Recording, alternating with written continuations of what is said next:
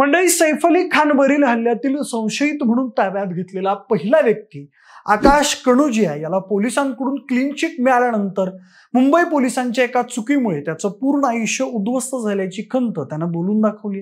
त्याचा जॉब, होणारी बायको, सगळं त्याच्यापासून लांब गेलंय आणि आता त्याच्या घरच्या लोकांनाही प्रचंड मनस्ताप सहन करावा लागतोय। तर दुसरी महत्त्वाची अपडेट म्हणजे बांगलादेशी हल्लेखोर शरीफुल इस्लामला ताब्यात घेतलंय। त्याच्या बोटांचे ठसे सैफ अली खानच्या घरातील फिंगरप्रिंटशी मॅच होत नाहीयेत। दरम्यान काही दिवसांपूर्वी अटक केलेला शरीफुल इस्लाम आणि सीसीटीव्ही फुटेजमध्ये दिसणारा तरुण यांच्या चेहऱ्यात साम्य नाही असा दावा करणारा अहवाल एका खासगी संस्थेने दिला होता। विशेष म्हणजे शरीफुल इस्लाम बांगलादेशी लहेजामध्ये बोलत असल्यानं त्याच्याकडून माहिती काढून घेण्यातही पोलिसांना अडचण येत आहेत। तर सैफ अली खान आणि करीनाच्या जबाबात पण बऱ्याच तफावती आहेत। त्यामुळे तो खरंच सैफवरील हल्लेखोर आहे का आणि मुळातच सैफ अली खानवर खरंच हल्ला झालाय का, हे गूढ आणखी वाढत चाललंय। त्याबद्दलचाच हा सविस्तर रिपोर्ट। नमस्कार, मी प्रथमेश आणि तुम्हाला तर माहिती आपला विषयच भारी। मंडळी, सैफवरील हल्ल्यानंतर सर्वात पहिल्यांदा ज्याला संशयित म्हणून ताब्यात घेण्यात आलं होतं त्याच्यावर आता कशी वाईट वेळ आली आहे आणि त्याचं आयुष्य कसं उद्ध्वस्त झालंय त्याबद्दल जाणून घेऊ। मंडळी, सैफवर हल्ला झाल्याच्या घटनेनंतर तात्काळ पोलिसांनी तपास सुरू केला होता। सीसीटीव्ही फुटेजमधून आरोपीच्या दिसण्याबद्दल जितक्या डिटेलिंग मिळाल्या त्यावरून संशयिताचा शोध घेतला।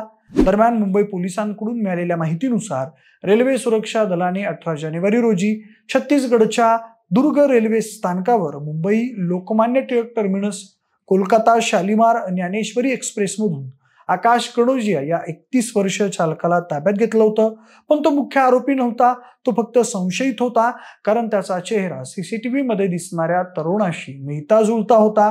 त्यामुळे पोलिसांनी काय आरोपीचा शोध थांबवला नव्हता। पुढे 19 जानेवारी रोजी सकाळी मुंबई पोलिसांनी बांगलादेशी नागरिक शरीफुल इस्लाम शहजाद मोहम्मद रोहिल्ला अमीन फकीर उर्फ विजय दास याला शेजारच्या ठाणे येथून अटक केली। त्यानंतर दुर्ग आरपीएफने आकाश कनोजियाला सोडून दिले, पण तोवर एका रात्रीत आकाशचे फोटो संपूर्ण देशभर व्हायरल झाले होते। जिकडं तिकडं त्याचीच हल्लेखोर आरोपी म्हणून चर्चा सुरू झाली होती। त्याबद्दल आकाश कनोजिया म्हणाला, माझ्या कुटुंबाला तेव्हा धक्काच बसला आणि त्यांच्या डोळ्यात अश्रू आले जेव्हा माध्यमांनी माझे फोटो दाखवायला सुरुवात केली आणि मी या प्रकरणातील मुख्य संशयित असल्याचा दावा केला गेला। मुंबई पोलिसांच्या एका चुकीमुळे माझं आयुष्य उद्ध्वस्त झालं। माझ्या मिशा आहेत हे देखील त्यांना लक्षात आलं नाही आणि अभिनेत्याच्या इमारतीतील सीसीटीव्ही फुटेजमध्ये दिसणाऱ्या व्यक्तीला मिशा नाहीत। घटनेनंतर मला पोलिसांचा फोन आला आणि त्यांनी मला विचारलं की मी मिशा का ठेवल्या आहेत, तू कुठे आहेस? मी घरी असल्याचं त्यांना सांगितलं तेव्हा फोन कट झाला। आकाश पुढे म्हणाला, मी तेव्हा माझ्या होणाऱ्या वधूला भेटण्यासाठी जात असताना मला दुर्गमध्ये ताब्यात घेण्यात आलं आणि नंतर रायपूरला नेण्यात आलं। तिथे पोहोचलेल्या मुंबई पोलिसांच्या पथकानेही मला मारहाण केली। सुटकेनंतर माझ्या आईने मला घरी येण्यास सांगितलं, परंतु त्यानंतर माझं जीवन नरक झालं। जेव्हा मी माझ्या मालकाला फोन केला तेव्हा त्यांनी मला कामावर येऊ नको असं सांगितलं। त्याने माझं म्हणणं सुद्धा ऐकून घ्यायला नकार दिला। त्यानंतर माझ्या आजीने मला सांगितलं की माझ्या अटकेनंतर माझ्या होणाऱ्या वधूच्या कुटुंबाने लग्नाची बोलणी करण्यास नकार दिलाय। कनोजियाने दावा केला की त्याच्या भावाचा दीर्घकाळ उपचारानंतर मृत्यू झाला होता, ज्यामुळे त्याच्या कुटुंबाला विरारमधील त्यांचं घर विकून इकडे स्थलांतर करावं लागलेलं आहे।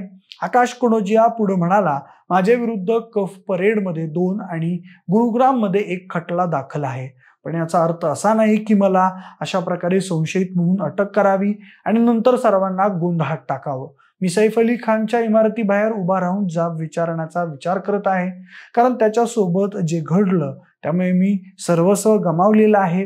दुर्ग रेल्वे स्टेशनवर त्याला नोकरी मिळाली ही दैवी कृपा होती। बरं झालं काही तासातच शरीफुलला अटक करण्यात आली, नाहीतर कोणास ठाऊक कदाचित मला या प्रकरणात आरोपी म्हणून हजर केलं गेलं असतं। आता मला न्याय हवा आहे। तर अशा रीतीने आता आकाश कनोजिया याच्या आयुष्याची फरफट झालेली आहे। एका बाजूला त्याची ती तरा आणि आता दुसऱ्या बाजूला जो मुख्य आरोपी आहे शरीफुल, त्याच्याबद्दल ही धक्कादायक अपडेट समोर आली आहे। सैफ अली खान हल्ल्याप्रकरणी अटक केलेल्या बांगलादेशी शरीफुलचे फिंगरप्रिंट्स घटनास्थळी मिळालेल्या बोटांच्या ठशांशी मॅच होत नाहीयेत। मिड डेच्या वृत्तानुसार CIDनं याचा तपास केला त्यांनी शरीफुलच्या फिंगरप्रिंट जुळत नसल्याचं अहवालात नमूद केलं आहे. त्यामुळे पोलिसांनी आता चुकीच्या व्यक्तीला अटक केली का काय अशी चर्चा सोशल मीडियावर रंगली आहे. जवळपास 19 फिंगरप्रिंट्स तपासले पण त्यातला एकही जुळला नसल्याचं सांगण्यात येत आहे. सुरुवातीला त्याचा फेस मॅच होत नसल्याचा दावा करण्यात येत होता आणि आता या दोन गोष्टींमुळे पोलीस चक्रावून गेलेले आहेत. हे तर काहीच नाही, करीना आणि सैफच्या घटनेच्या जबाबाबद्दल तफावत असल्याचं बोललं जात आहे. म्हणजे खरंच सैफवर हल्ला झाला की नाही अशी शंका यावी इतकी गूढ परिस्थिती आहे. सुरुवातीला जिथं सैफला ऍडमिट केलं त्या रुग्णालयानं आधी सांगितलं होतं की सैफला एका पुरुष आणि एका मुलांनी ऑटो रिक्षातून रुग्णालयात आणलं. त्या माणसांची ओळख अभिनेत्याचा मित्र अफसर झैदी म्हणून झाली. सर्वात आश्चर्यकारक गोष्ट म्हणजे करीना घरी असताना अभिनेत्यानं एका मित्रालाच रुग्णालयात नेण्यासाठी का बोलावलं असा प्रश्न आहे. या व्यतिरिक्त लहानग्या तैमूरला त्याच्या रक्तबंबाळ झालेल्या वडिलांसोबत रुग्णालयात का पाठवलं हा निर्णय संशयास्पद आहे. आधी पार्टी करणारी करीना तिच्या पतीसोबत रुग्णालयात जाण्याच्या स्थितीत नव्हती का? पोलीस सैफ अली खान आणि रुग्णालय प्रशासन जाणून बुजून मौन बाळगत आहेत का असे अनेक प्रश्न उपस्थित केले जात आहेत. त्यामुळे सैफ अली खान याच्यावर झालेल्या हल्ल्याच्या चौकशीत रोज नवीन ट्विस्ट येत आहेत. आधी आरोपीने आपण सैफवर हल्लाच केलाच नसल्याचा दावा केलाय. सीसीटीव्हीत दिसणारा व्यक्ती वेगळा आहे, तो मी नाहीच असा दावा त्यानं केला होता. पण पोलिसांच्या म्हणण्यानुसार आरोपी मोहम्मद शरीफुल इस्लामने त्याबद्दल कबुली दिली आहे. त्याने शाहरुख खानच्या घरी देखील चोरी करण्याचा प्रयत्न केला होता पण तिथं तो अपयशी झाला होता. त्याला पैशांची आवश्यकता होती, त्याला काही दस्तऐवज बनवायचे होते, त्याला कोणीतरी भारतीय दस्तऐवज बनवून देणार होते आणि त्याच्या बदल्यात पैसे मागितले होते ज्यासाठी त्याने चोरी करण्याची योजना आखली होती असंही त्यानं चौकशीत कबूल केल्याचं पोलीस सूत्रांनी सांगितलंय. सध्या आरोपीला भारतीय नागरिक असल्याचे कागदपत्र बनवून देण्याचं आश्वासन देणाऱ्या आरोपीचा पोलीस शोध घेत आहेत.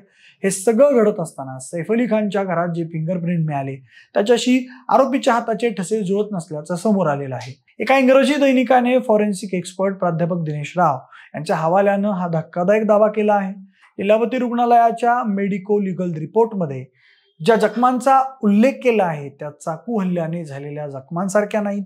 त्यांनी असा दावा केला की डॉक्टर भार्गवी पाटील यांच्या स्वाक्षरी केलेल्या रिपोर्टमध्ये ज्या जखमांचा उल्लेख केला आहे त्या जखमा फक्त बोथट हत्यारानेच होऊ शकतात. सैफ अली खानच्या पेंट हाऊसमध्ये काम करणाऱ्या स्टाफ नर्सनेही याबाबतची माहिती दिली आहे. हल्लेखोर त्याच्यासोबत एक छडीसारखी वस्तू आणि पातळ करवतीसारखी वस्तू घेऊन आला होता असं या नर्सचं म्हणणं आहे.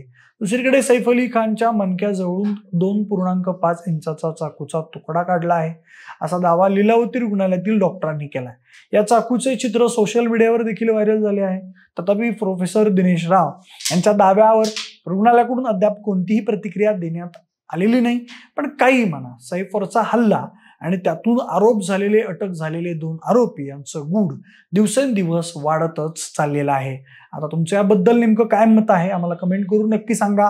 जर हा व्हिडिओ आवडला असेल तर लाईक आणि शेअर करा. सोबतच आपल्या विशेष बारी या YouTube चॅनलला देखील सबस्क्राईब करायला अजिबात विसरू नका. धन्यवाद.